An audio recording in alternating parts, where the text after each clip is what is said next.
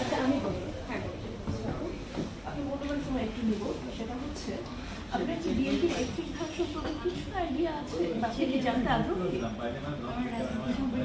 আচ্ছা আমারও নেই, বিএনপির 31 ধারাগুলো যদি আপনি আগ্রহী হয়ে থাকেন এবং আপনি যদি জানতে চান দেন আপনার আইডিয়া ভালো লাগবে। সেটা হচ্ছে বিএনপি আমাদের মতো মেয়েদের নারীদের জন্য কিন্তু অনেক সুবিধা ব্যবস্থা করছে তাদের নিরাপত্তার জন্য। যেমন আমি এখন তো রাতে বের হতে পারি না, আমার আব্বু বড় থাকি, তাহলে কোনো নিরাপত্তা আমরা নিশ্চিত করতে পারি না আমাদের দেশের অবস্থাটা কিরকমই হয়েছে। তারপরে হচ্ছে বাচ্চাদের যে আমাদের যে স্পোর্টসের ব্যাপারটা, তো ওই জিনিসগুলো আমরা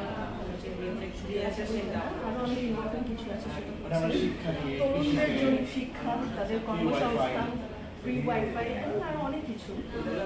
এগুলো জাস্ট মানে কিছু সাম পয়েন্টস, বাট